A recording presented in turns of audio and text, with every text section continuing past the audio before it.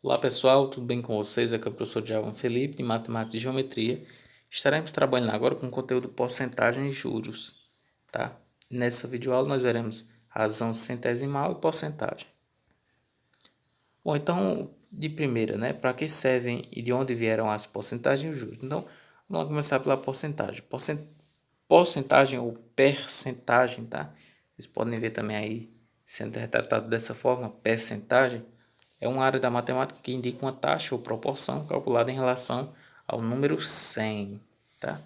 E é representada pelo símbolo, esse símbolo aqui de porcento, consiste numa razão em que seu denominador é sempre 100. Então, toda vez que você tiver uma razão, né, uma fração em que o denominador seja 100, por exemplo, aqui, você pode falar 2 sobre 100 ou, né, você pode dizer 2%. Aqui nós temos aqui, ó, a evolução desse símbolo aqui que nós vemos hoje. Esse símbolo que nós vemos hoje, porcentagem, ele já foi dessa forma, já foi dessa forma, já foi dessa forma, tá? Então, 2 por 100 aqui, que a gente chama de 2%, né? 2 dividido por 100.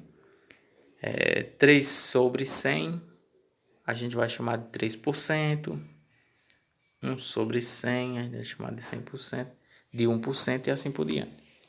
Agora vamos falar aqui, ó, dos juros, tá? Bom, os juros simples, que é o que a gente vai trabalhar por enquanto nessa aula, são... não, nessa aula a gente não vai trabalhar juros não, só porcentagem, aqui é só uma introdução.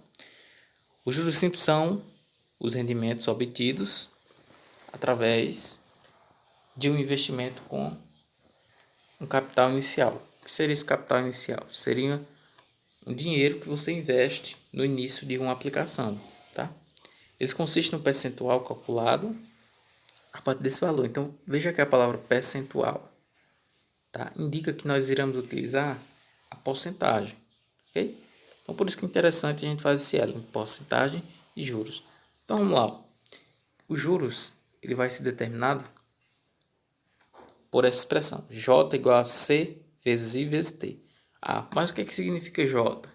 J significa juros. Então, como é que eu calculo os juros?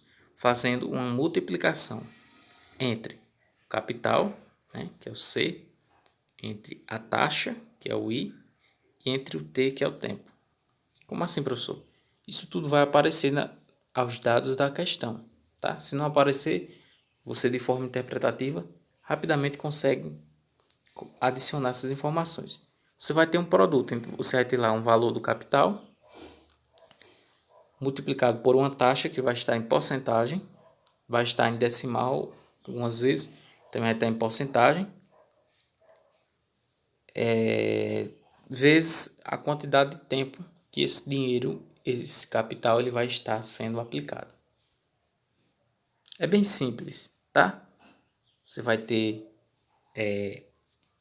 para você determinar os juros, você vai fazer o produto entre o C vezes I vezes o T. Ah, mas se for dado os juros para você e você tiver que determinar o C ou o I, que é a taxa, né? O C, que é o capital, etc. Aí são técnicas que a gente vai ver futuramente. Que a gente está só conhecendo o que é os juros e para que eles servem, tá? Razão centesimal, o que significa? Simplesmente, pessoal, como a gente já falou aqui, ó, de porcentagem, a razão centesimal, a gente já sabe que vai trabalhar aí com o denominador sendo 100, tá? Então, toda vez que você tiver um denominador aí de uma fração sendo 100, nós dizemos aí que essa fração ela é centesimal, tá? Então, são essas frações que a gente vai trabalhar, as que tem o denominador sendo 100.